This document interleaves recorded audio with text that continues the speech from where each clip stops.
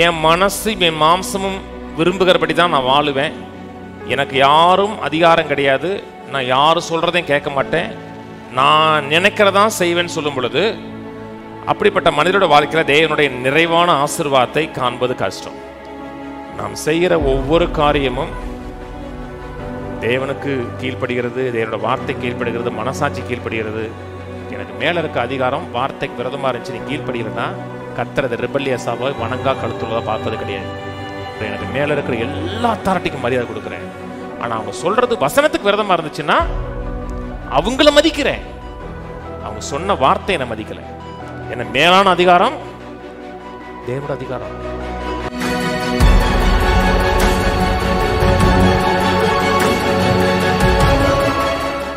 ரோமர் எழுதின நிருபம், ரோமர் 13ஆம் அதிகாரம், ரோமர் 13:1 வசனத்தில் வாசிக்கிறேன். எந்த மனுஷனும் மேலான அதிகாரம் உள்ளவர்களுக்கு கீழ்ப்படிய கடவன். ஏனென்றால் தேவனாலே அன்றி ஒரு அதிகாரமும் இல்லை. உண்டாயிருக்கிற அதிகாரங்கள் தேவனாலே நியமிக்கப்பட்டிருக்கிறது. ஆதலால் அதிகாரத்துக்கு எதிர்த்து நிற்கிறவன் தேவனுடைய நியமத்திற்கு எதிர்த்து நிற்கிறான். அப்படி எதிர்த்து நிற்கிறவர்கள் தங்களுக்கு தாங்களே ஆக்கினையை வருவித்துக் கொள்ளுகிறவர்கள். மேலும் அதிகாரிகள் நற்கிரிகளுக்கல்ல துர்க்கிரிகளுக்கே பயங்கரமாக இருக்கிறார்கள். ஆகையால் நீ அதிகாரத்திற்கு பயப்படாது இருக்க வேண்டுமானால் நன்மை செய், அதனால் உனக்கு புகழ்ச்சி உண்டாகும். உனக்கு நன்மை உண்டாகும் பொருட்டு அவன் தேவ ஊழியக்காரனாய் இருக்கிறான். தீமை செய்தால் பயந்திரு, பட்டயத்தை அவன் விருதாவாய் பிடிக்கிறதில்லை. தீமை செய்கிற மேல் கோபாக்கினை வரப்பண்ணும்படி அவன் நீதியை செலுத்துகிற தேவ ஊழியக்காரனாய் இருக்கிறானே.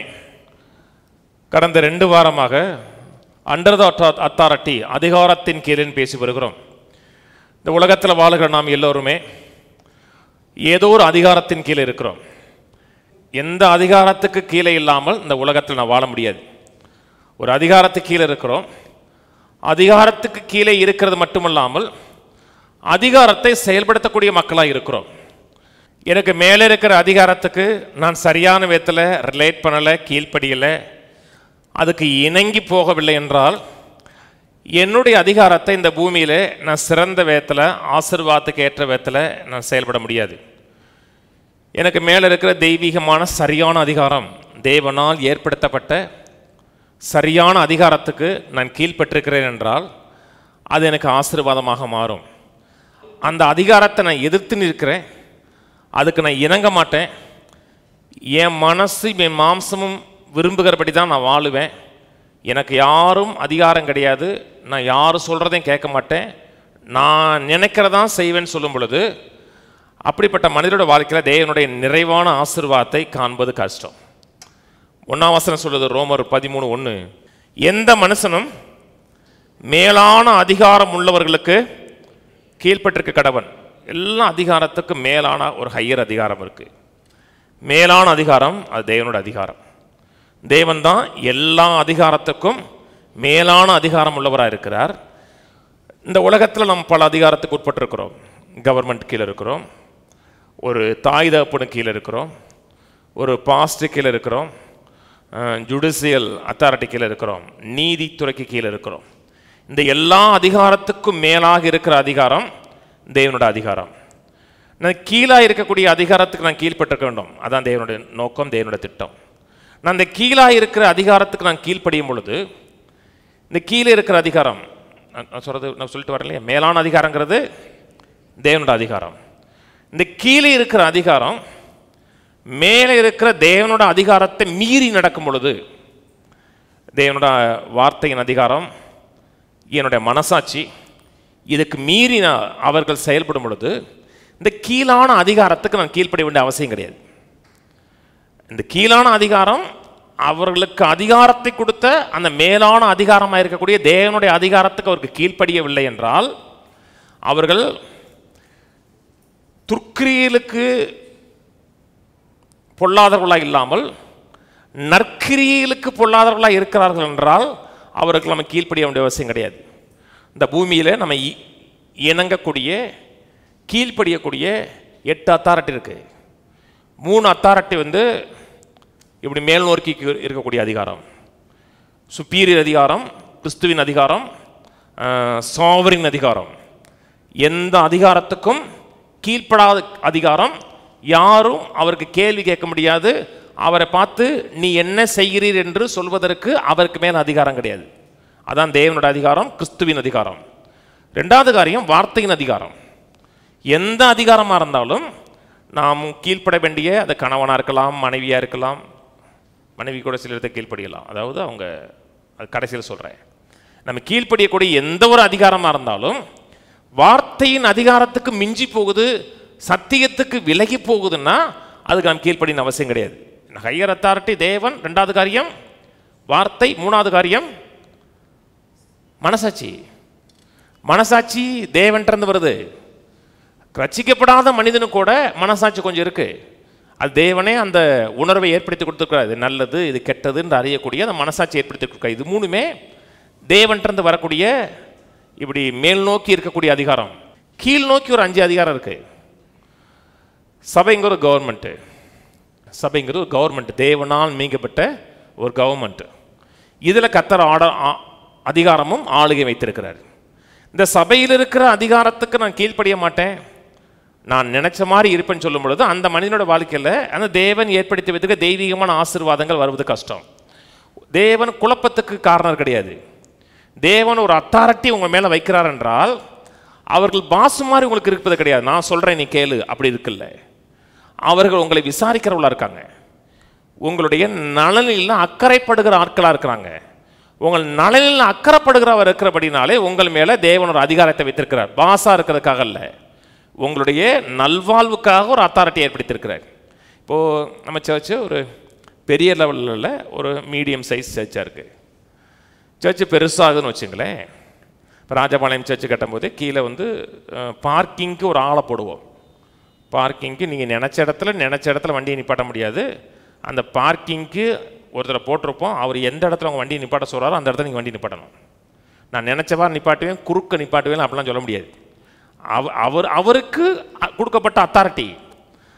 இவன்லாம் சொல்கிறதா, நான் கேட்குறதா, இவன்லாம் ஒரு ஆள் இப்போ வந்தான், இவன் பாஸ்டர் சொல்லிட்டாரு நான் கேட்கணுமா அப்படின்னா அந்த மனுஷனை நீங்கள் எதிர்க்கலை. அந்த மனுஷனுக்கு அதிகாரம் கொடுத்த என்ன எதுக்குறீங்க? அந்த மனுஷன் அவன் ஒரு ஆளுங்கிறதுக்காக அந்த இடத்துல சொல்லலை. உங்களுடைய நலனையும் எல்லாருடைய நலனையும் அந்த மனிதனுக்கு கொடுத்த பொறுப்பின் அடிப்படையில் அந்த அதிகாரத்தை பயன்படுத்துகிறார். நான் சொன்னது புரியுதுங்களா? எந்த ஒரு இடத்துலையும், ஒரு இடத்துல எங்கே இருந்தாலும் சரி, ஒரு ஷாப்பிங் காம்ப்ளெக்ஸ்க்கே போகிறீங்க, அவங்க ஒரு இடத்துல காரை நிப்பாட்ட சொல்லணும், அந்த இடத்துல நிப்பாட்டணும். ஏன் நிப்பாட்டணும்னா அவர் நீங்கள் படிச்சிருக்கலாம், பல கோடிக்கணக்கான சொத்து இருக்கலாம், அவர் சாதாரண ஆளாக இருக்கலாம், தினக்கூலியாக இருக்கலாம். அவருக்கு அந்த ஷாப்பிங் மாலில் அத்தாரிட்டி கொடுத்துருக்காங்க. எதுக்கு கொடுத்துருக்காங்கன்னா அவருடைய நலனுக்காக இல்லை, வர்றவங்களுடைய நலனுக்காக கொடுத்துருக்காங்க. ஒவ்வொரு அத்தாரிட்டியும் ஒரு ரெஸ்பான்சிபிலிட்டியின் அடிப்படையில் தான் இருக்கிறது. சபையில் கர்த்தர் இப்போ நம்ம சபையில் மூப்பர்கள் கிடையாது. மூப்பர்கள்லாம் வைக்கலாம், தப்பு கிடையாது. மூப்பர்கள்லாம் அவங்களுக்கு கவர்ன் பண்ணக்கூடிய ஆளாக இருக்கணும். அதாவது எனக்கு ஃபோனே வரக்கூடாது. அது அன்றைக்கி ஒருத்தர் பேசிகிட்டு இருந்தார். ஒருத்தர் ஒரு விஐபிகிட்ட பேசிட்டு இருக்காரு. அவர் பெரிய ஆளாம்.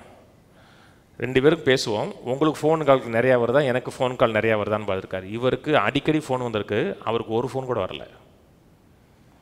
நீங்கள் நிறைய ஃபோன் வந்ததுனால நீங்கள் பெரிய விஐபி கிடையாது. உங்களுக்கு ஃபோனே வராமல் இருந்தால் தான் நீங்கள் மேலே இருக்கீங்கன்னு அர்த்தம். நான் சொன்னது புரியுதுங்களா? கீழே இருக்கிற அத்தனை பேரும் அதை டீல் பண்ணணும்.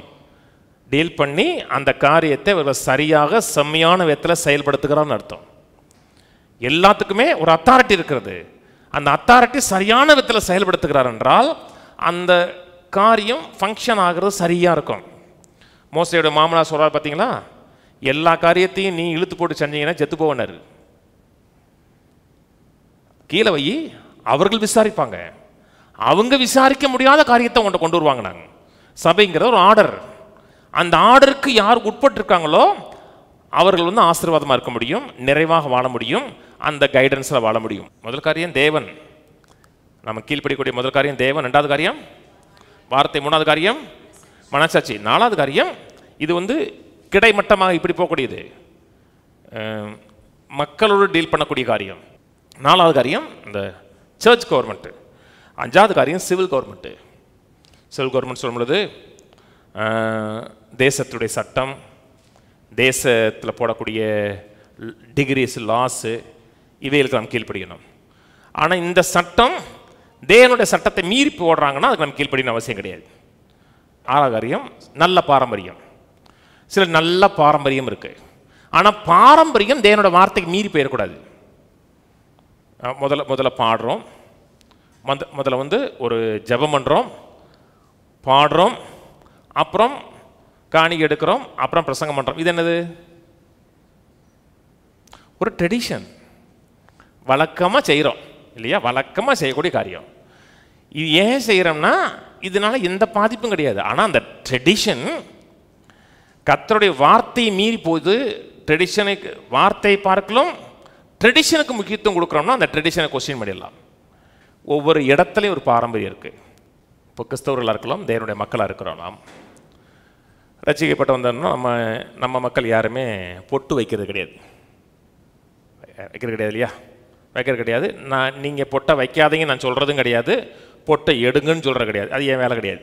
அது உங்கள் நெத்தி, உங்கள் பாடு, உங்களுக்கும் உங்கள் வீட்டுக்காரருக்குள்ள ஒரு பாடு. அதில் நான் இஷ்யூக்கும் கிடையாது. உங்கள் முகத்தை பார்த்தோம்னா கடவுளுடைய பிள்ளை மாதிரி தெரியணும் இல்லையா? பார்த்தோம்னா நான் தான் சர்ச்சுக்கு போகிறேன்னு பார்த்தா மிக ஓரமாக இருந்தீங்கன்னா அப்போ தெரியலையே அப்படின்ற மாதிரி இருக்கும். இப்போது கர்நாடகாவில் ஒரு ஹில் ஸ்டேஷனில் ஊழியம் செய்யக்கூடிய ஊழியக்காரர்கள் அங்கே இறங்கின உடனே அவங்க மனைவி பெரிய பொட்டு வச்சுக்குவாங்க. இறங்குற உடனே இங்கேருந்து போக தமிழ்நாட்டிலேருந்து போகக்கூடிய பெந்தகோஸ்தே நம்முடைய ஜனங்களே ஊழியத்துக்கு போகும்போது அங்கே இறங்குற உடனே அந்த சகோதரி ஒரு பெரிய பொட்டு வச்சுக்குவாங்க. ஏன் பொட்டு வச்சுக்கிறாங்கன்னா அந்த ட்ரெடிஷனில் அந்த மலைவாழ் மக்கள் மத்தியில் நீங்கள் பொட்டு வைக்கலன்னு உபச்சாரின்னு அர்த்தம். அங்கே காஸ்பல் போகணும், காஸ்பல் போகணுங்கிறதுக்காக அந்த ட்ரெடிஷனுக்கு நீங்கள் உட்படலாம். நான் சொன்னது புரியுதுங்களா? அங்கே போகிறோம், அங்கே போனதுக்கப்புறம் அங்கே ஒரு ட்ரைப் இருக்குன்னு வச்சுங்களேன். அந்த ட்ரைபில் உங்களுக்கு ஒரு விருந்து வைக்கிறாங்க. அந்த விருந்தை நீங்கள் ஏற்றுக்கொண்டா தான் எங்கள் ஊருக்குள்ளே உங்களை விடுவேங்கிறாங்க. சில ட்ரைபில் இருக்குது அப்படி. அன்றைக்கி ஒரு ஊழியக்காரன்னு சொல்லிட்டு இருந்தார். உள்ளே போகிறாங்க, உங்களுக்கு விருந்து ஆயத்தமாக இருக்குது, சாப்பிட்டீங்க, சாப்பிட்டு முடிஞ்ச உடனே சொல்கிறாங்க நீங்கள் சாப்பிட்டது நாய்க்கறிங்கிறாங்க. உங்களுக்கே தெரியுது நாய்க்கறி மாதிரி தான் தெரியுதுன்னு இருக்கு, வேற வழி இல்லை. நாகாலாந்து நம்ம நாட்டில் ஒரு ஸ்டேட்டுக்கு தெரியுமா? நாங்கள் நாய்க்கறி தான் பிரபலியமாக விற்கிது. நாயை நல்லா கொளுத்த நாயை அப்படி தலையில் அடித்து அப்படி கீறி அப்படி பிடிச்சி ரத்தத்தை குடிப்பாங்க. நாகாலாந்தில் இருக்க கிறிஸ்தவர்கள், நாகாலாந்து கிறிஸ்டின் ஸ்டேட்டு தெரியும் இல்லையா? அவன் அப்படியே பழகிட்டான், அந்த காட்டுவாசியிலேருந்து அப்படியே உள்ளே வந்துட்டான். நீங்கள் ரத்தத்தை குடிக்க சொல்லலை, உங்களுக்கு சாப்பிட சொல்கிறாங்க, வேறு வழி இல்லை, சுவிசேஷத்துக்காக செய்யலாம். நான் சொல்கிறது புரியுதுங்களா? அப்போஸ்தலன் பவுல் தீமோத்தேயுக்கு ஒருத்தருக்கு விருத்த சேதனை பண்ணுறேங்கிறாரு, ஒருத்தர் விருத்த சேதனை பண்ண மாட்டேங்கிறார். ஒருத்தருக்கு விருத்த சேதனை ஏன் பண்ணுறாரு என்றால் அந்த இடத்துல சுவிசேஷம் சொல்லுவதற்கு விருத்த சேதனம் தடையாக இருந்துச்சுன்னா கட் பண்ணிக்கலாங்கிறார். அம்மா யூத அம்மா, அப்பா கிரேக் அப்பா, சுவிசேஷம் அந்த இடத்துல போகணுங்கிறதுக்காக விருத்த சேதனை பண்ணுறாரு. ஆனால் கலாத்தியர் புத்தகத்தில் விருத்த சேதனம் பண்ணாதான் ரட்சிக்கப்படுவாயின்னு வரும்பொழுது எதுக்குறாரு. இப்போ படிச்சிருக்கீங்களா? விருத்த சேதனம் பண்ணாதான் ரட்சிக்கப்பட முடியும், வெறும் கிருபையினால் மாத்திரம் ரட்சிக்கப்பட முடியாது. விருத்த சேதனம் கட்டாயம் வரும் பொழுது மேலான அதிகாரத்துக்கும் வார்த்தையின் அதிகாரத்துக்கும் மீறும் பொழுது அது எதுக்குறாரு. ட்ரெடிஷன் நல்ல ட்ரெடிஷனாக தான் ஏற்றுக்கலாம். நான் சொன்னது புரியுதுங்களா? நம்ம கிறிஸ்மஸ் கொண்டாடுறோம், அது என்னது? ஒரு ட்ரெடிஷன். ஈஸ்டர் கொண்டாடுறோம், அது என்னது? ஒரு ட்ரெடிஷன். புனித வெள்ளி கொண்டாடுறோம், அது ட்ரெடிஷன். ஆனால் நல்ல ட்ரெடிஷன் அது. அதில் கிறிஸ்துவை மையமாக வச்சு பார்க்குறோம், தேவனுடைய வார்த்தையை மனதில் வைக்கிறோம். அது வார்த்தை மிஞ்சி போகுது அப்படின்னா அந்த ட்ரெடிஷனை கொஸ்டின் பண்ணிடலாம். இது 6வது காரியம். 7வது காரியம் ஃபேமிலி, குடும்பம். குடும்பத்தில் அப்பா அம்மாங்கிற அதிகாரத்தை ஏற்படுத்தி வைத்திருக்கிறார். அப்பா அம்மா அதிகாரம் தேவனுடைய அதிகாரத்தை மீறி போகுதுன்னா நீ கீழ்ப்படணும் அவசியம் கிடையாது. இது 7வது காரியம். 8வது காரியம் ஃபங்க்ஷனல் அத்தாரிட்டின்னு ஒன்று இருக்குது. ஃபங்க்ஷனல் அத்தாரிட்டின்னா அவங்களுக்கு ஒரு gift கொடுத்துருப்பாங்க கர்த்தர். நீங்கள் தான் அந்த வீட்டுக்கு தலைவர், கணவர் தான் வீட்டுக்கு தலைவர். ஆனால் கணவருக்கு இல்லாத ஒரு gift மனைவிக்கு இருந்துச்சுன்னா, நான் தான் கணவன், நீ சொல்கிறத நான் கேட்க வேண்டிய அவசியம் கிடையாது அப்படின்னா நீங்கள் ஃபெயிலியர் ஆவீங்க. அவங்களுக்கு ஒரு gift கொடுத்துருக்காங்கன்னா அது தேவனால் ஏற்படுத்தப்பட்ட ஒரு ஃபங்க்ஷனல் gift, ஒரு வேலையை செய்வதற்காக தேவன் ஒரு gift கொடுத்துருக்கிறார் என்றால் அந்த கிஃப்ட்டுக்கு நீங்கள் ஒபே பண்ணுறது நல்லது. நான் இங்கே இருக்கிறேன், நான் ஏதோ பரவாயில்லாம் பாடுறேன், எனக்கு தெரிஞ்சது அவ்வளோதான். என்னை காட்டும் சூப்பராக பாடக்கூடிய ஆள் இருக்காங்கன்னா அப்படியே ஒதுங்கி ஓரமாக உட்காந்துக்கிடுவேன். தம்பி நல்லா பாடுங்கப்பா, கர்த்தரை ஆராதிங்கப்பா, ஏன்னா எனக்கு இல்லாத கிஃப்ட்டு உங்கள்கிட்ட இருக்குப்பான்னு சொல்லி நான் ஒதுங்கிடுவேன். பிரசங்கம் பண்ணுறதுக்கு இல்லை, அந்த கிஃப்ட் எனக்கு தான் இருக்குது. ஒரு நல்லா பாடக்கூடிய, ஒரு இசை வாசிக்கக்கூடிய கிஃப்ட் இருக்குன்னா அது ஃபங்க்ஷனல் கிஃப்ட்டு. அந்த கிஃப்ட்டுக்கு நம்ம கீழ்ப்படியணும். நான் சொன்னது புரியுதுங்களா? நான் தான் எல்லாம் ஆளுவேன், ஆளினால் அழகராஜா நினச்சிட்டோம்னா அந்த இடத்துல ஃபங்க்ஷன் ஆக முடியாது. இது தேவனால் ஏற்படுத்தப்பட்ட மற்ற 5 கிஃப்ட். முதலாவது தேவனோட அதிகாரம், ரெண்டாவது காரியம் கவனிச்சுவாங்க. முதல்ல தேவனோட அதிகாரம், ரெண்டாவது வார்த்தையின் அத்தாரிட்டி, மூணாவது காரியம் மனசாட்சி. எந்த அதிகாரமாக இருந்தாலும் வார்த்தைக்கும் தேவனுக்கும் மனசாட்சிக்கு விரோதமாக இருக்குது, அதுக்கு நீங்கள் கீழ்ப்படியலைன்னா கர்த்தர் அதே முரட்டாட்டமாக பார்க்க மாட்டார். முரட்டாட்டமாக வணங்கா கழுத்துள்ள ஆளாக ரிபல்லியஸான ஆளாக உங்களை கர்த்தர் பார்க்க மாட்டார். கீழ்ப்படிதல் முக்கியம். மனம் புரிந்து செவி கொடுத்தால், மனந்த முறிந்து கீழ்ப்படித்தால் வில்லிங் இன் ஒபீடியன் இருக்குது, தேசத்தின் நலனை புசிப்பேன் இருக்குது. நான் கீழ்ப்படிய மாட்டேன், மனம் பொருந்த மாட்டேன், என்னோட மாம்சம் நினைக்கிறதான் செய்வேன் நினச்சோம்னா அது சக்ஸஸாக இருக்க முடியாது. அது யாராக இருந்தாலும் எந்த ஃபீல்டில் இருந்தாலும் உங்களுக்கு மேலே தேவன் வைத்திருக்க அதிகாரத்தை நீங்கள் மீறுகிறோம், அது சரியான அதிகாரமாக இருக்கிறது, தேவனோட வார்த்தைக்கு இசைந்த அதிகாரமாக இருக்குது, நீங்கள் மீறுறோம்னா அந்த இடத்துல நீங்கள் சக்ஸஸாக வாழ முடியாது. வேதம் சொல்லுகிறது 1 சாமுவேல் திருப்போம், 1 சாமுவேல் 15:23. ரெண்டகம் பண்ணுதல் பில்லி சுனிய பாவத்திற்கும் முரட்டாட்டம் பண்ணது, முதல்ல ரெண்டகம் பண்ண டிஸ்ஒபீடியன்ஸ் கீழ்ப்படியாமை, ரெண்டகம் பண்ணுதல் பில்லி சூனிய பாவத்திற்கும் முரட்டாட்டம் பண்ணுதல் அவபக்திக்கும் விக்கிர ஆராதனைக்கும் சரியா இருக்கிறது. யாரை பற்றி பேசுறாரு? சவுல் ராஜா பற்றி பேசுறாரு. சவுல் ராஜா தேவன் நியமித்திருக்கிற அந்த ஆர்டரை மீறாரு. தேவன் ஒரு கொடுக்காத ஒரு ஆபிஷப்பை செய்கிறாரு, கொடுக்காத செயலை செய்கிறாரு, முரட்டாட்டம் பண்ணுறாரு, கீழ்ப்படிய மாட்டுக்குங்கிறாரு. அதுக்கு சொல்கிறாரு, கீழ்ப்படியாதை இரண்டகம் பண்ணுதல் பில்லி சூனிய பாவத்திற்கும் முரட்டாட்டம் பண்ணுதல் அவபக்திக்கும் விக்கிர ஆராதனைக்கும் சரியாக இருக்கிறது. நல்ல அத்தாரிட்டி, தேவனால் நியமிக்கப்பட்ட அத்தாரிட்டி, வார்த்தைக்கு கீழ்ப்படுகிற அத்தாரிட்டி, விசாரிக்கக்கூடிய அத்தாரிட்டி, அதுக்கு கீழ்ப்படுகிறோம்னா ஆசீர்வாதம். ஆனால் நமக்கு மேலே இருக்கிற அத்தாரிட்டி, அதாவது அது பாஸ்டாக இருக்கலாம், எல்டராக இருக்கலாம், கவர்மெண்ட்டாக இருக்கலாம், கணவனாக இருக்கலாம், அப்பா அம்மாவாக இருக்கலாம், அவர்கள் இந்த மேலே இருக்கிற அதிகாரத்தை மீறுகிறார்கள், வார்த்தைக்கும் நம்முடைய மனசாட்சிக்கும் விரோதமாக செயல்படுகிறார்கள் என்றால் அதுக்கு விரோதமாக நீங்கள் மீறி செயல்பட்டீங்கன்னா கர்த்தர் அதை சாபமாக பார்க்க மாட்டார், கர்த்தர் அதை ஆசீர்வாதமாக பார்ப்பார். நான் பைபிள்லேருந்து காமிக்கிறேன், நிறைய உதாரணங்கள் காமிக்கிறேன். அப்படி மீறினவர்கள் யாருமே கர்த்தர் கடிந்து கொள்ளலை, அவர்களே கர்த்தர் ஆசீர்வதித்தான் பைபிள் சொல்லுது. தமிழில் விலைக்கு கரெக்டாக சொல்ல முடியாது. இப்போ சப்மிஷன் சொல்கிறோம். சப்மிஷன்னா கீழ்ப்படிதல்னு நம்ம சொல்லுவோம். சப்மிஷன்னா ஒரு காரியத்துக்கு இணங்குவது, ஒரு ஆளை அப்படியே ஃபாலோ பண்ணுவது, ஒரு காரியத்துக்கு அப்படியே ஈல்டு பண்ணுவது, அந்த அத்தாரிட்டிக்கு கம்மண்டர் வருவது, அதுக்கு கீழே வருவது, அதான் சப்மிஷன். சப்மிஷன் ஒன்று இருக்கிறது, ஒபீடியன்ஸ் ஒன்று இருக்குது. அதாவது இணங்குவதுன்னு ஒன்று இருக்குது, கீழ்ப்படிதல் ஒன்று இருக்குது. நான் விலைக்கு சொல்கிறேன், கவனிச்சுவாங்க. ஒரு மனிதன் இணங்கி இருக்கலாம், கீழ்ப்படியாமல் இருக்கலாம், ஒன்று இருந்து ஒன்று இல்லாமல் இருக்கலாம். கவனிச்சிட்டே வாங்க, விலைக்கு சொல்கிறேன். ஒன்று இருக்கலாம், இணங்கி இருக்கலாம், கீழ்ப்படியாமல் இருக்கலாம். அதே நேரத்தில் கீழ்ப்படிந்திருக்கலாம், இணங்காமலும் இருக்கலாம். ஆனால் ரெண்டும் இருந்துச்சுன்னா அது ஆசீர்வாதம். விலைக்கு சொல்கிறேன். நீங்கள் அப்போ தான் டயர்டாக எல்லா கிச்சன் வேலையும் முடிச்சுட்டு பாத்திரத்தெல்லாம் கழுவிட்டு லைட் ஆஃப் பண்ணிட்டு கிச்சனை விட்டு வெளியே வரீங்க. உங்கள் வீட்டுக்காரு ஏமா ஒரு டீ போட்டு கொடுக்குறியாங்கிறாரு. இப்போ உங்களுக்கு என்ன இருக்கும்? சந்தோஷமாக இருக்காது. நம்ம வீட்டுக்கார் டீ கேட்டாரண்டு, கழனி தண்ணியை குடிக்கிறது மாதிரி எப்போ பார்த்தாலும் குடிச்சிட்டே இருக்கான் அப்படின்னு ஒரு முறுத்துட்டு டீயை போட்டு கொடுத்துருவோம். நீங்கள் டீ போட்டு கொடுத்தீங்களா?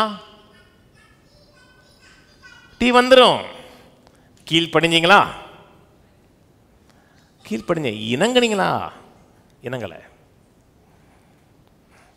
இணங்கிறது வேற, கீழ்ப்படுகிறது வேற.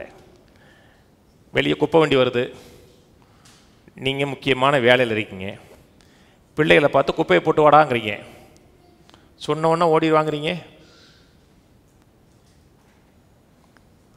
அவனை போச்சொல்லு, இவனை போச்சொல்லு, நான் தான் போகணுமா, நான் தான் வேலைக்காரனா, என்னை வேலைக்காரனை பற்றி வச்சுருக்கீங்களா அப்படின்னு சொல்லி 1000 முரண்டு எகிரி பேசிட்டு குப்பை போயிடும். குப்பை வண்டிக்கே போயிடும். கீழ்ப்படிதல் இருந்துச்சா? போயிருச்சு. இப்போ கீழ்ப்படிதுங்கிற ஆக்ஷனுங்கிறங்க, கீழ்ப்படிதுங்கிற ஒரு செயல்.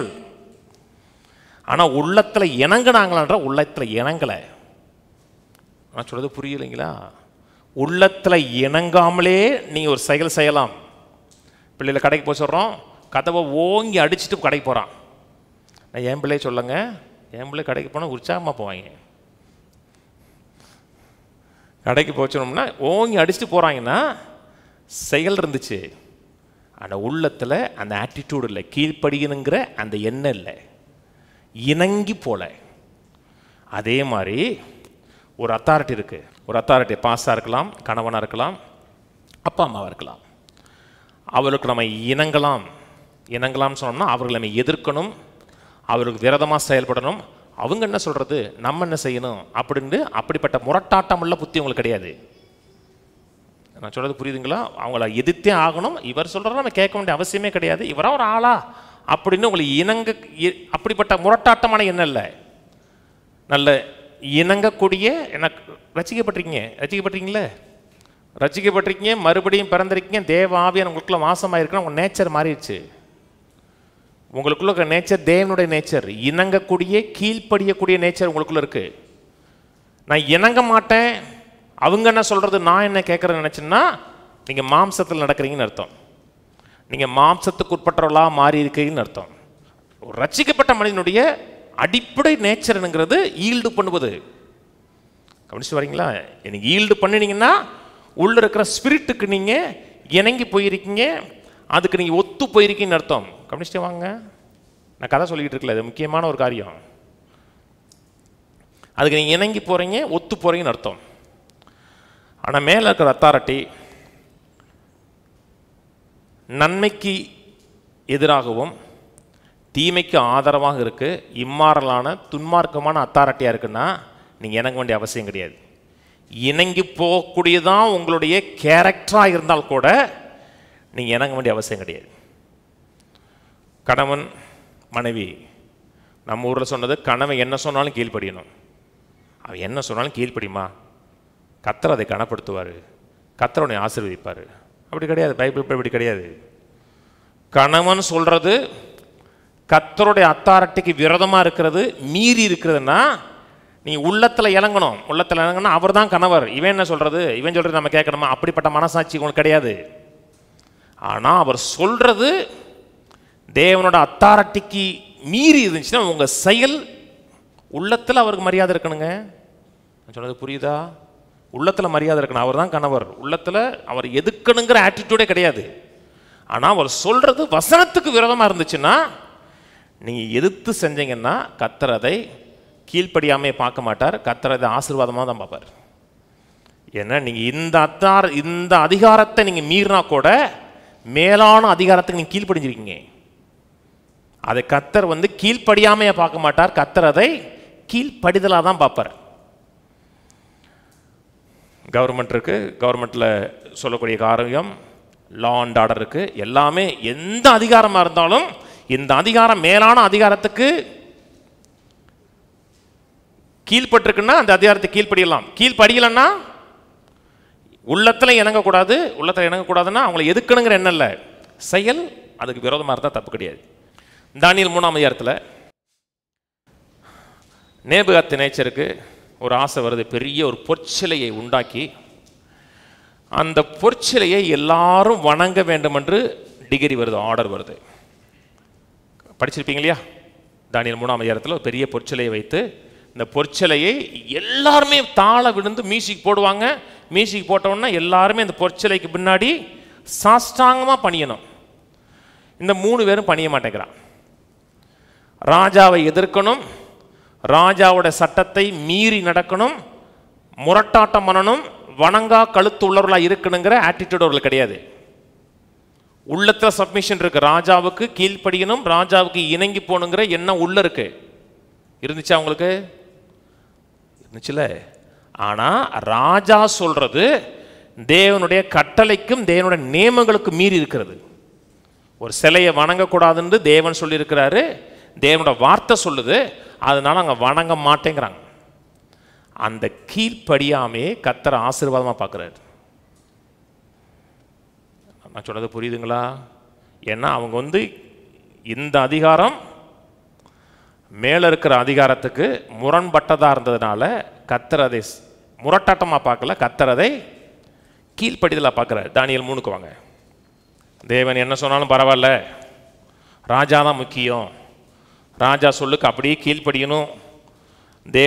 தேவன்ட்ட அப்புறமேலு நம்ம தேவன்ட்ட ஒரு சாரி கேட்டுக்கலாம், அவருக்கு மன்னிப்பில் தயை பெறுத்தவர் நினச்சிங்கன்னா உங்களுடைய ஆட்டிடியூடு முரட்டாட்டமான ஆட்டிடியூடுன்னு அர்த்தம். அது ஆசீர்வாதத்தை நிறைவே ஏற்படுத்தி கொடுக்காது.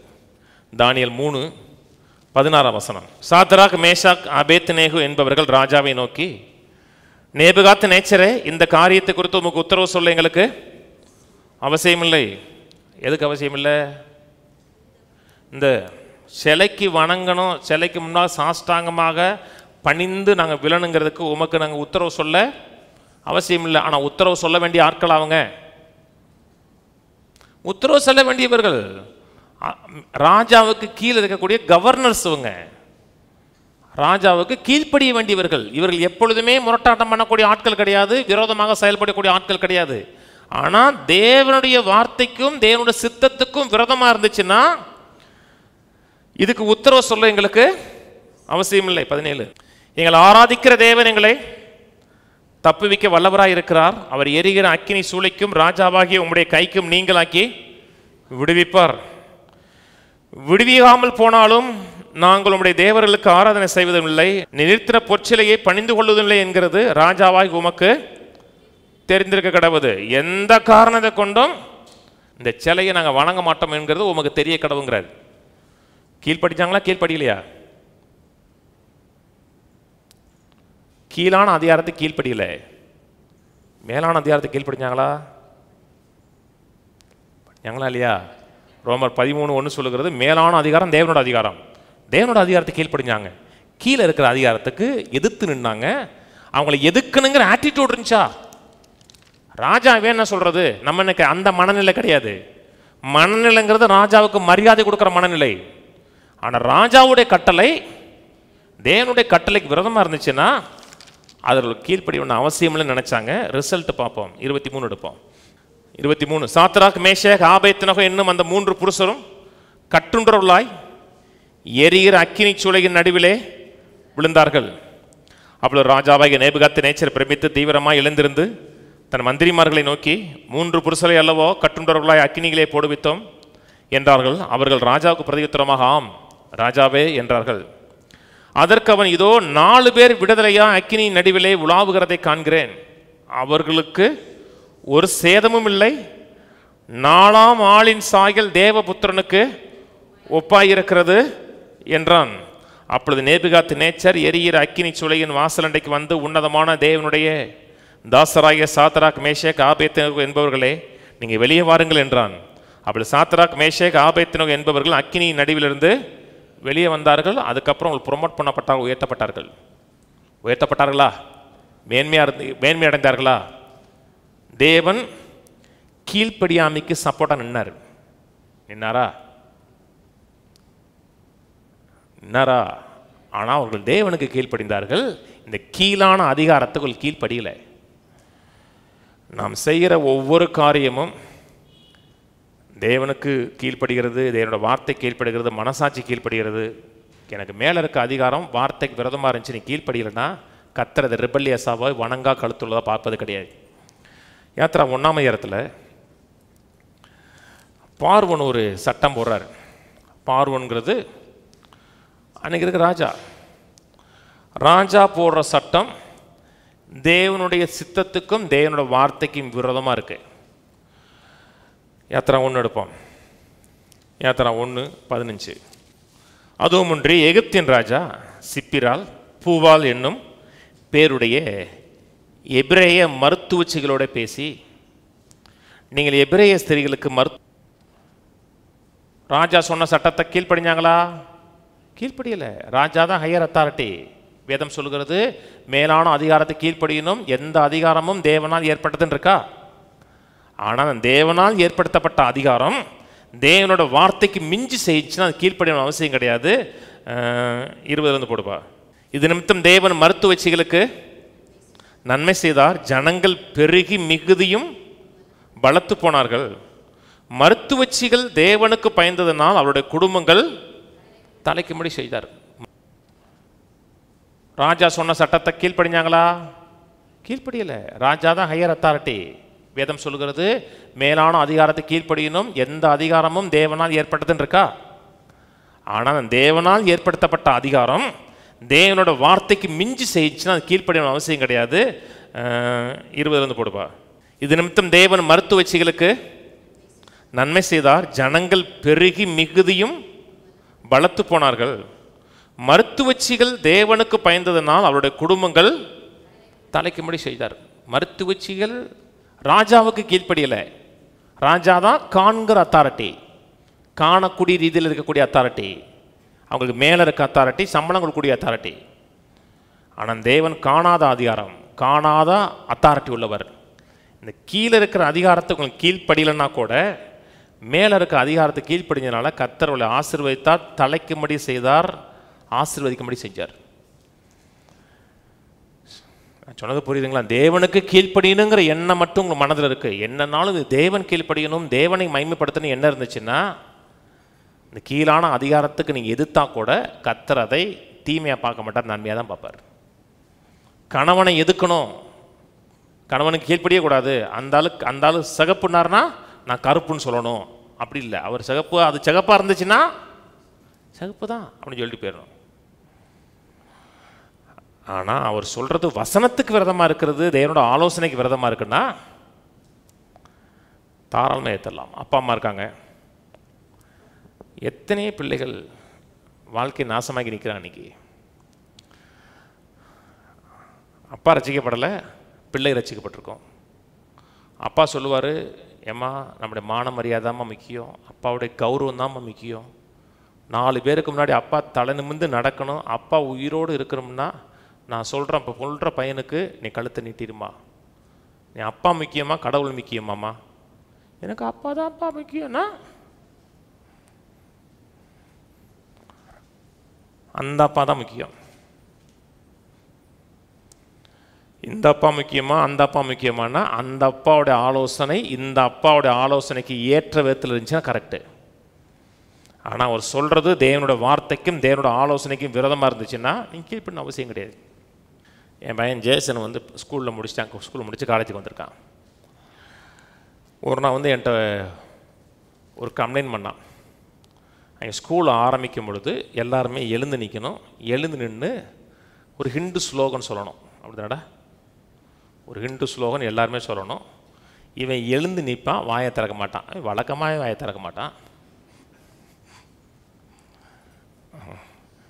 இப்போ கிறிஸ்தவ பாட்டுனாவே வாயை திறக்க ரொம்ப கஷ்டமாக தான் இருக்கும். அங்கே வந்து அமைதி அப்படி நின்றுருக்கான், பேசுகிறது கிடையாது. அந்த வாத்தியார் வந்து, ஏய் நீ என்ன எல்லாரும் பாடுறாங்க, நீ ஏன் பாடலான் இருக்கார். அப்போ நீ நாங்களும் இதே மாதிரி பார்சியாலிட்டி காமிக்கவா அப்படின்ட்டு இருக்காரு. நான் அன்றைக்கி சாயங்காலம் பிரின்ஸிபல் ஃபோன் பண்ணிட்டேன். ஏங்க அவன் எதுக்கலை, அவனுடைய உள்ளத்தில் சப்மிஷன் இருக்குது, கீழ்ப்படியணுங்கிறக்காக தான் எந்திரிச்சு நிற்கிறான். வாத்தியாருக்கு சொல்கிறது என்ன, நான் எந்திரிச்சு நிற்க மாட்டேன், நிற்கலை, அவன் எந்திரிச்சு நிற்கிறான். ஆனால் அவன் கீழ்ப்படியலை. எது கீழ்ப்படியலைன்னா இது வந்து ராஜாவுடைய சட்டத்துக்கு விரோதமானது. நான் சொன்னது புரியுதுங்களா?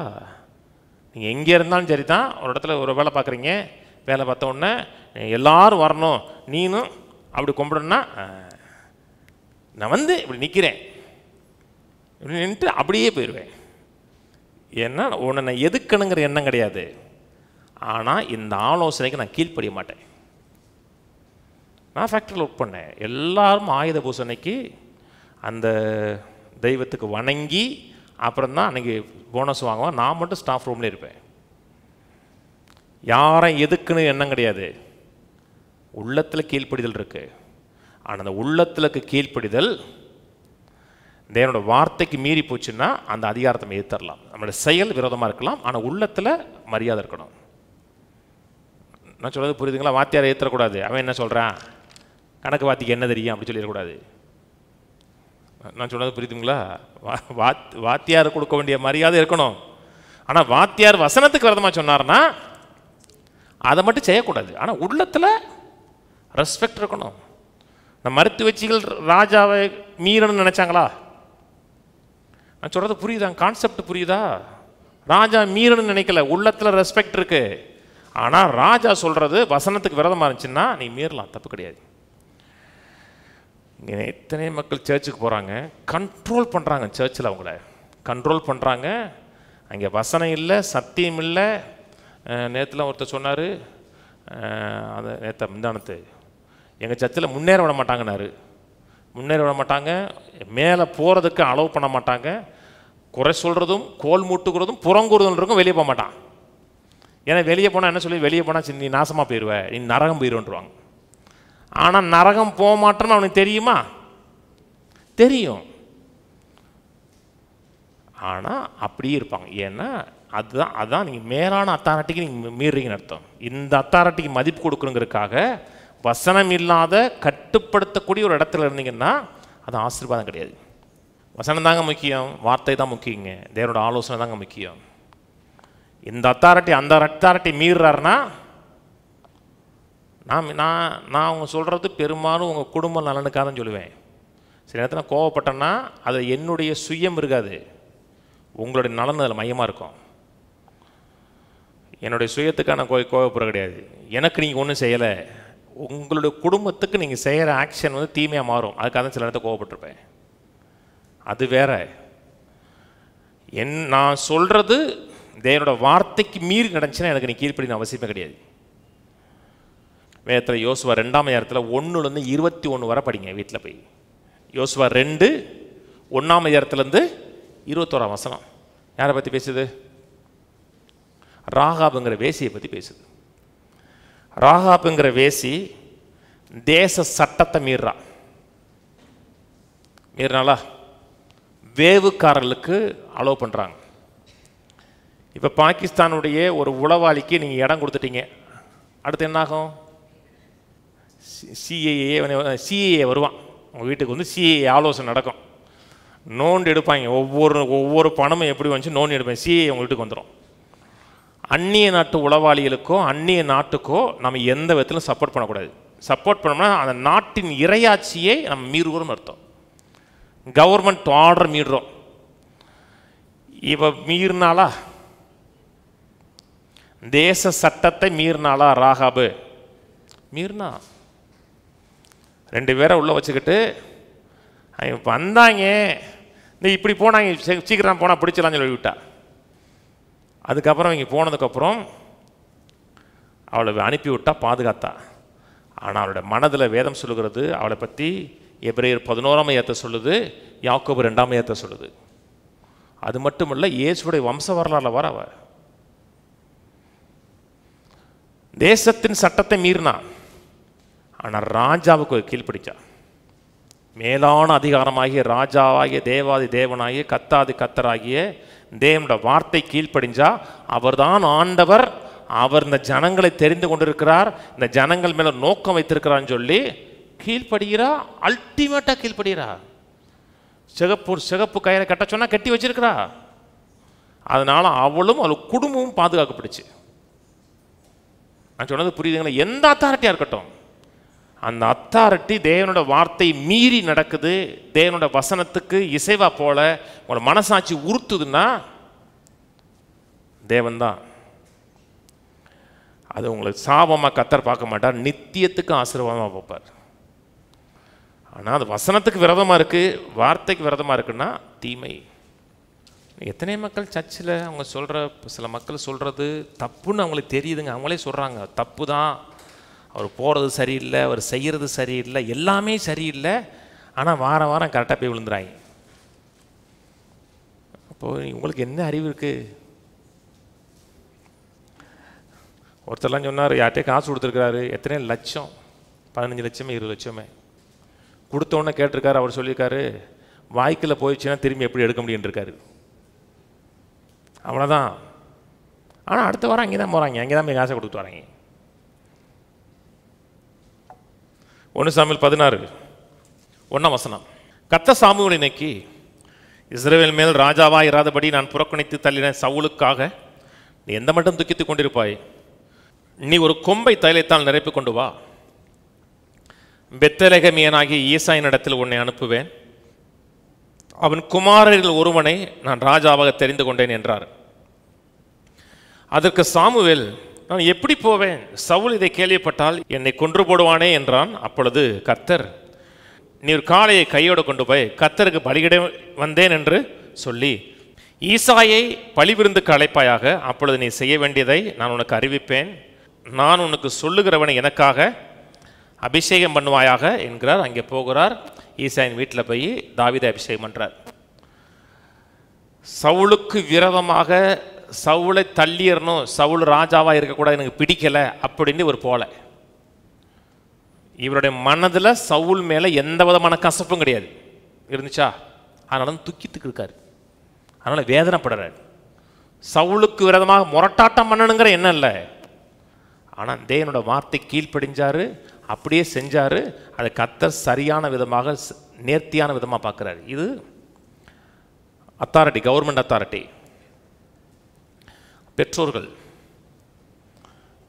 தேவன் வைத்திருக்கிற அதிகாரம், தேவன் பெற்றோர்களுக்கு அதிகாரம் கொடுத்திருக்கிறார். எபேசியர் 6:1 சொல்லுது,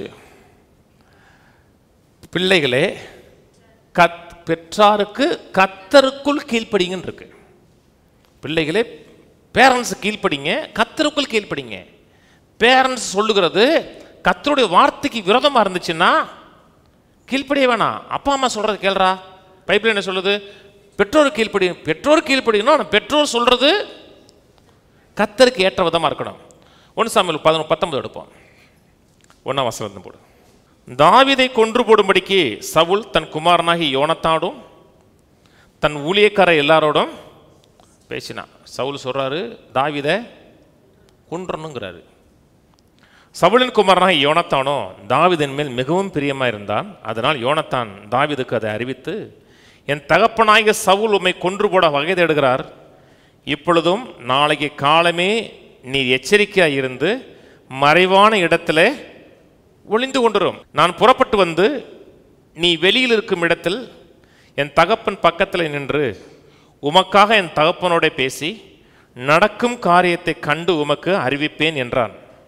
அப்படியே யோனத்தான் தன் தகப்பனாகிய சவுலுடைய தாவீதுக்காக நலமாய் பேசி, ராஜா தம்முடைய அடியானாகிய தாவீதுக்கு விரோதமாய் பாவம் செய்யாதிருப்பாராக, அவன் உமக்கு விரோதமாய் பாவம் செய்யவில்லை, அவன் செய்கைகள் உமக்கு மெத்த உபயோகமாய் இருக்கிறதே, அவன் தன் பிராணனை தன் கையில் வைத்துக்கொண்டு அந்த பெலிஸ்தனை கொன்றதினாலே கர்த்தரை இஸ்ரவேலுக்கெல்லாம் பெரிய ரட்சிப்பை கட்டளையிட்டதை நீர் கண்டு சந்தோஷப்பட்டீரே, இப்பொழுதும் முகாந்திரமில்லாமல் தாவீதை கொல்லுகிறதுனால் குற்றமில்லாத இரத்தத்துக்கு விரோதமாக நீர் பாவம் செய்வானேன் என்றான். சவுல் யோனத்தானுடைய சொல்லை கேட்டு அவன் கொலை செய்யப்படுவதில்லை என்று கர்த்தருடைய ஜீவனை கொண்டு ஆணையிட்டான்ல. கவனிங்க, யோனத்தான் அப்பாவுக்கு விரோதமாக அவர் என்ன சொல்கிறது அப்படின்னு தட்டி பேசுகிற பையன் கிடையாது. அப்பாவுக்கு பெற்றோருக்கு விரோதமாக செயல்படுங்கிற எண்ணம் உள்ள மனுஷன் கிடையாது.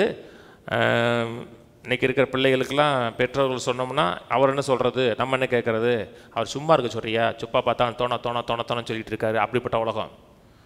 ஆனால் யோனத்தானுடைய ஸ்பிரிட் தகப்பனுக்கு கடைசி வரை கீழ்ப்பட்டிருந்த ஸ்பிரிட்டு தான், உள்ள இணங்கின ஸ்பிரிட்டு. கடைசியில் யுத்தத்தில் தகப்பனோட செது போனான்.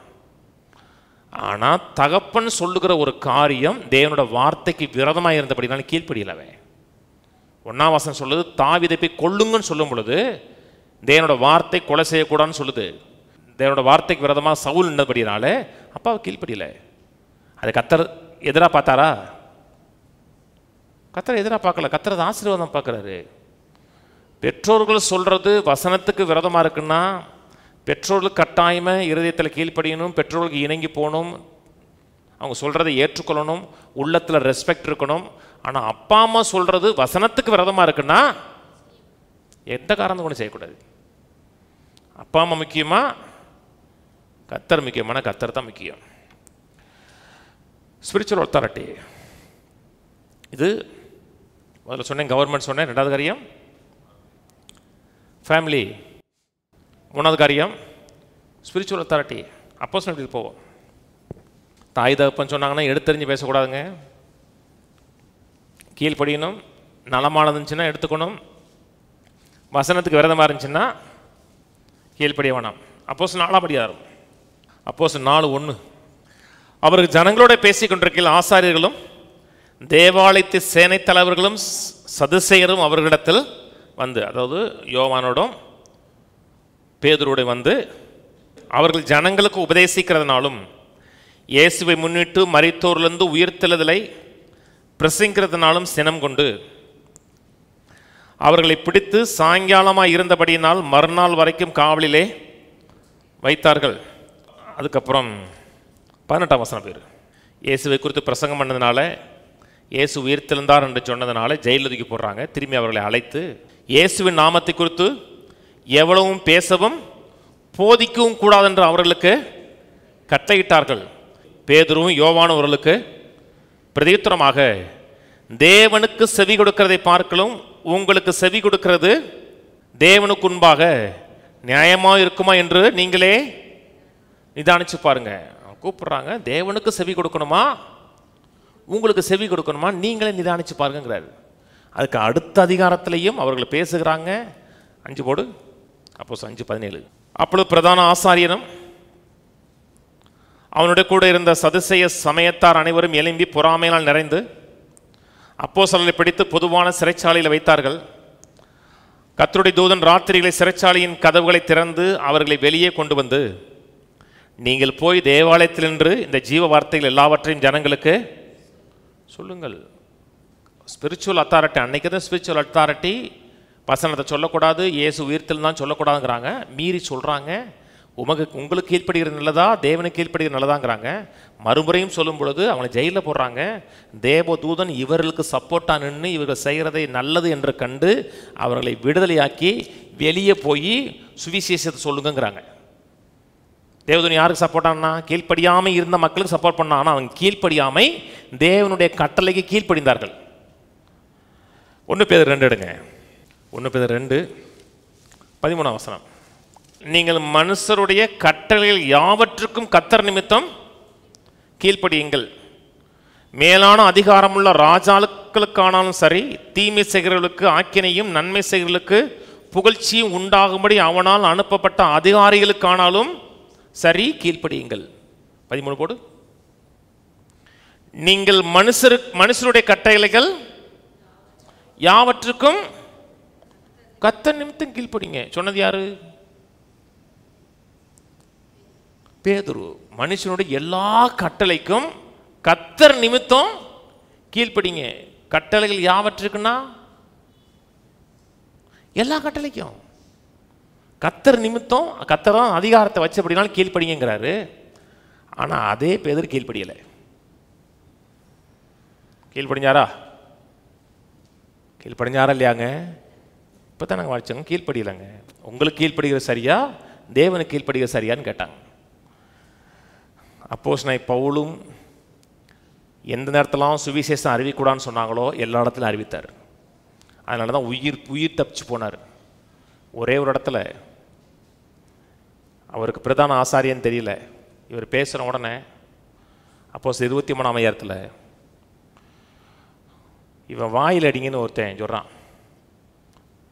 சொன்ன உடனே ஒருத்தன் வாயில் அடிச்சிட்டான். வாயில் அடித்த உடனே அந்த வாயில் அடிக்கச்சோன்னு பார்த்து சொல்கிறாரு, வாசிங்களே 23:3 வசனம்.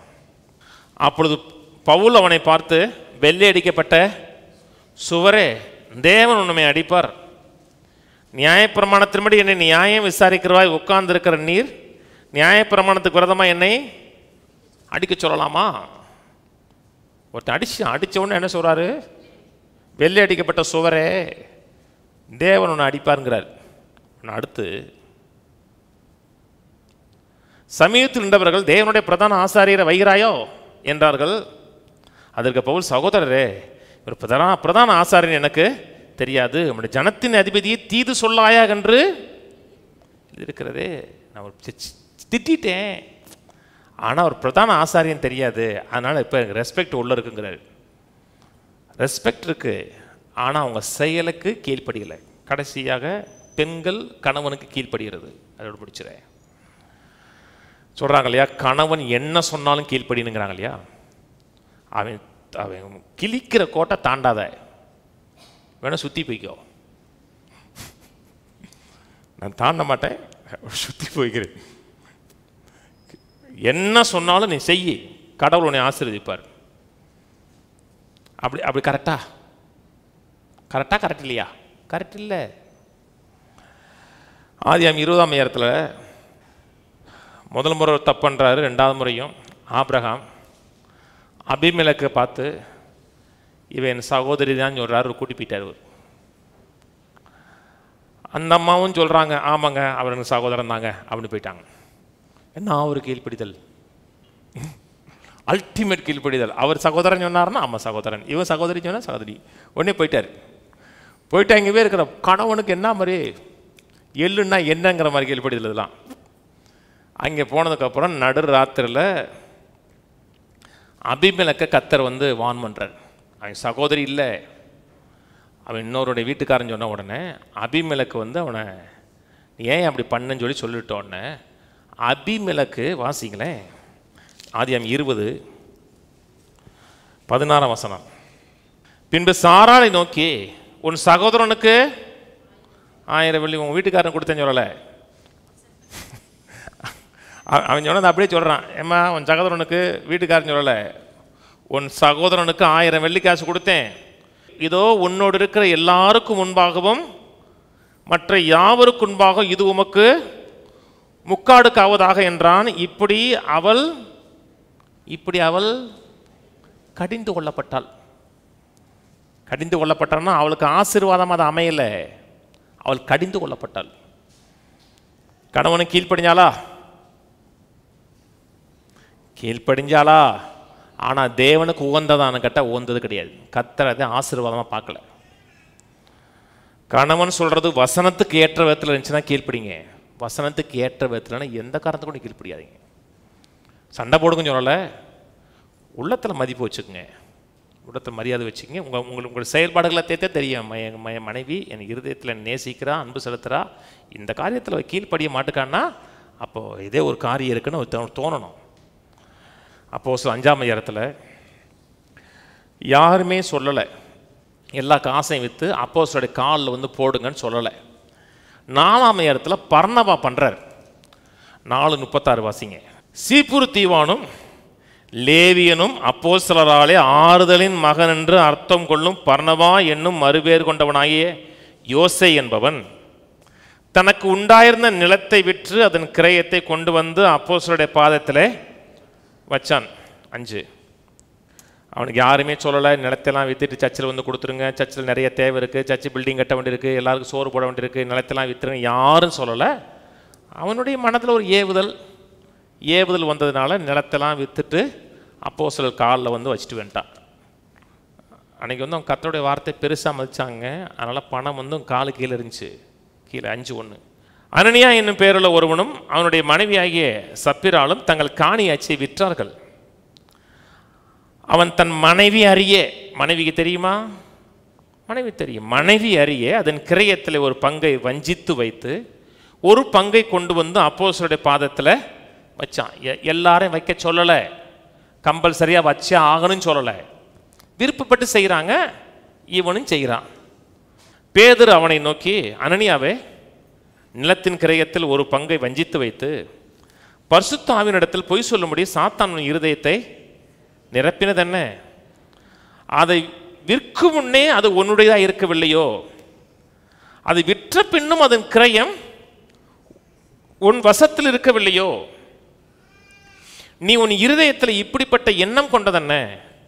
நீ மனுஷனிடத்தில் இல்லை, தேவனிடத்தில் போய் சொன்ன. பேதுரு சொல்றாரு, விற்கிறதுக்கு முன்னாடி இது ஓங்காசு தான் ஐயா, விற்றதுக்கு அப்புறம் ஓங்காசு தான்.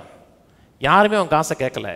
50,000 விற்ற ஐயா, 25,000 நான் வச்சுக்கிறேன், 25,000 கொடுக்குறேன்னு சொன்னா ஓகே. 50,000 விற்றேன், 49,000 நான் வச்சுக்கிறேன், 1000 ரூபா நீங்கள் வச்சுக்க, அதுக்கும் ஓகே. யாருமே அவன்கிட்ட கேட்கல. விற்கிறதுக்கு முன்னாடி ஓங்காசு தான், விற்றதுக்கு அப்புறம் ஓங்காசு தான். இப்போ ஏன் போய் சொன்னாங்கிறது? நல்லா கவனிங்க. இவங்க விசுவாசிகள் கிடையாதுங்க. இவங்க சபைக்குள்ள வந்த ஒரு பொய் சொல்லக்கூடிய ஆட்கள். என்ன வேதத்தில் அனனியா என்கிற சீசன் ஒருத்தர் தான். அப்போஸ்தலர் 9ஆம் அதிகாரத்தில் அவன் சீசன். இவன் அனனியா என்கிற ஒருவன், சம்படி. சர்ச்சுக்குள்ள வர்றவங்களாம் கர்த்தருடைய பிள்ளை சொல்ல முடியாது. முதல் சிருஷ்டிப்பை பிசாசு பொய்யை கொண்டு தான் அடித்தான். கர்த்தர் சொன்ன வார்த்தையை சொன்னது உண்டான்னு போய் சொன்னான். திரும்பி இப்போதான் புது சிருஷ்டிப்பு உருவாகி சபை உருவாகுது. சபைக்குள்ள பிசாசு வஞ்சனை கொண்டு வரான். கணவன் மனைவி, அப்படி கணவன் சொல்றதுக்கு மனைவி அச்சு பிசகாம சொல்றான், இவ்வளவுதான் வித்ததானா? ஆமா, அவ்வளவுதான் வித்ததுங்கிறாங்க. அனனியா அந்த வார்த்தைகளை கேட்கவே விழுந்து ஜீவனை விட்டான். இவைகளை கேள்விப்பட்ட யாவருக்கும் மிகுந்த பயம் உண்டாயிற்று. வாலிபர் எழுந்து அவன் சேலைகளை சுற்றி வெளியே எடுத்துக்கொண்டு போய் அடக்கம் பண்ணினார்கள். ஏறக்குறைய 3 மணி நேரத்துக்கு பின்பு அவனுடைய மனைவி நடந்ததை அறியாமல் உள்ளே வந்தாள். பேதுரு அவளை நோக்கி, பேதுரு அவருக்கு ஒரு வாய்ப்பு கொடுக்குறாரு, செகண்ட் ஒரு சான்ஸ் கொடுக்குறாரு, ஒரு ஆப்பர்ச்சுனிட்டி. தேவனுக்கு பயப்படுறானா, மாறி பேசுகிறான். பேதுரு அவனை நோக்கி, நிலத்தை இவ்வளவுக்குத்தானா விற்றீர்கள் எனக்கு சொல்லுன்றாள். அவள் ஆம், இவ்வளவுக்குத்தான் என்றால். பேதுரு அவளை நோக்கி, கர்த்தருடைய ஆவியை சோதிக்கிறதுக்கு நீங்கள் ஒருமனப்பட்டதென்ன? இதோ உன் புருஷன் அடக்கம் பண்ணினவருடைய கால்கள் வாசப்படியில் வந்திருக்கிறது, உன்னையும் வெளியே கொண்டு போவார்கள். 2 பேரும் செத்து போயிட்டான். எனக்கு சில விஷயம் எனக்கு விளங்கலை. வீட்டுக்காரர் செத்துட்டான், பொண்டாட்டி சொல்லவே இல்லாமல் அடக்கம் பண்ணிட்டாங்க. அது எப்படி எனக்கு புரியலை. அது அங்கே தான் நீங்கள் கேட்கணும். ஏன்னு எனக்கு ஆச்சு மேலே போனீங்கன்னா பேதுருட்டு கேட்டுன்னு சொல்லுங்கள். எனக்கு வீட்டுக்கார்ட்ட அடக்கம் பண்ணல, எவன்ட்டுமே சொல்லலைங்க, அப்படி கொண்டு போய் அடக்கம் பண்ணிட்டு வந்துட்டாங்க. என்ன காரியம் என்னென்னா, கணவன் சொல்கிறது தேவனோட வார்த்தைக்கு மீறி இருந்துச்சுன்னா நீங்கள் ஒபே பண்ணக்கூடாது. தேவனோட வார்த்தைக்கு மட்டும்தான் ஒபே பண்ணணும். இதை கேட்டுட்டு நம்மளுடைய மனதில் ரிபல்லியஸ் ஸ்பிரிட் வந்துடக்கூடாது. கீழ்ப்படியாட்ட கூட கர்த்தர் ஆசீர்வதிப்பார், அந்த தப்பு. எல்லை மீறக்கூடாது. அந்த டிச்சுக்கும் போயிடக்கூடாது, இந்த டிச்சுக்கும் போயிடக்கூடாது. நான் மதிக்கிறேன், மரியாதை கொடுக்குறேன். எனக்கு மேலே இருக்கிற எல்லா அத்தாரிட்டிக்கும் மரியாதை கொடுக்குறேன். சர்ச் அத்தாரிட்டிக்கு மரியாதை கொடுக்குறேன், பாஸ்ட்டுக்கு மரியாதை கொடுக்குறேன், கணவருக்கு மரியாதை கொடுக்குறேன், அப்பா அம்மாவுக்கு மரியாதை கொடுக்குறேன். ஆனால் அவங்க சொல்கிறது வசனத்துக்கு விரதமாக இருந்துச்சுன்னா அவங்கள மதிக்கிறேன். அவங்க சொன்ன வார்த்தையை நான் மதிக்கலை. சொன்னது புரியுதுங்களா? அப்படின்னா நித்தியமாக கனமாக இருக்கும், ஆசீர்வாதமாக இருக்கும், மேன்மையாக இருக்கும். நமக்கும் சந்ததிக்கும் கத்துறது ஆசீர்வாதம் பார்ப்பார், கீழ்ப்படியாமல் பார்க்க மாட்டார். என்ன மேலான அதிகாரம் தேவனோட அதிகாரம். அது கீழ்ப்படி நடந்தோம்னா இப்பொழுது இல்லை, என்னைக்கும் அது ஆசீர்வாதமாக இருக்கும். என்ன வருகாரங்களை பேசுவோம், எழுந்திருப்போம், ஜெபிப்போம். பிதாவே உம்மை துதிக்கிறோம், உம்மை ஸ்தோத்திரிக்கிறோம். என் வாழ்க்கை நீங்கள் கொடுத்துருக்க எல்லா விதமான அதிகாரத்துங்களுக்காக, வல்லமைகளுக்காக நன்றி. அதிகாரத்துக்கு இணங்குகிறோம், உள்ளத்தில் எதிர்க்க வேண்டும், கீழ்ப்படியக்கூடாது, தட்டி பேச வேண்டுங்கிற எண்ணம் இல்லை கர்த்தாவே. அந்த அதிகாரம் உம்முடைய வசனத்துக்கு விரோதமாக இருந்தது என்றால் நான் கீழ்ப்படிய வேண்டிய அவசியம் இல்லை. உமக்கு நாங்கள் கீழ்ப்படுகிறோம், உடைய வார்த்தை கீழ்ப்படுகிறோம், உடைய வசனமே சத்தியம் என்று அறிந்திருக்கிறோம். மேலான அதிகாரம், உயர்ந்த அதிகாரம், உன்னதமான அதிகாரமுடைய வார்த்தை, நீரில் கொடுத்த மனசாட்சி, அதுக்கு இணங்கி நடக்கிறோம். மனசாட்சி குற்றமற்ற மனசாட்சியாக இருக்க முடியாத பார்த்து கொள்ளுகிறோம். ஒவ்வொரு காரியத்திலும் உமக்கு கீழ்ப்படிந்து நடக்கக்கூடிய மக்களாக எங்களை மாற்றுறதுக்காக நன்றி. எல்லா கணமும் எல்லா மகிமையும் எங்கள் வாழ்க்கையில் உமக்கு உண்டாகட்டும். எங்கள் தேவனாய கர்த்தர் எல்லா இதிலும் மகிமைப்படுவீராக. ஒவ்வொருட வாழ்க்கையில் நிறைவான பலனை கொடுத்து ஆசீர்வதிப்பீராக, உயர்த்துவீராக, மகிமைப்படுவீராக. இயேசு நாமத்தில் பிதாவே, ஆமென். இந்த கர்த்தராகிய இயேசு கிறிஸ்துவின் கிருபையும் பிதாவாய் தேவனோட அன்பும் பரிசுத்தாவின் ஐக்கியமும் நம் அனைவரோட கூட இன்றைக்கும் என்றைக்கும் கிறிஸ்துவின் வரியை மட்டும் இருப்பதாக. ஆமென். கர்த்தரோட ஆசீர்வாதத்தை எல்லா தீமைக்கு விலக்கி காக்க கடவர். கர்த்தர் தம்முடைய தயவுள்ள முகத்தை உங்களை பிரகாசிக்க பண்ணி உங்களுக்கு கிருபையாக இருக்க கடவர். கர்த்தர் தம்முடைய முகத்தை உங்களை பிரசன்னமாக்கி சமாதானம் கட்டளையிட கடவர். கர்த்தரோடு ஆசீர்வதித்து ஜீவனோடு சுகத்தோடு தீர்க்காயுசோடு ஒரு குறையும் இல்லாமல் சகல நிறைவோடு 120 ஆண்டுகளுக்கு மேலாக ஜெயமாக வாழ வைப்பாராக. ஆமேன், ஆமேன், ஆமேன்.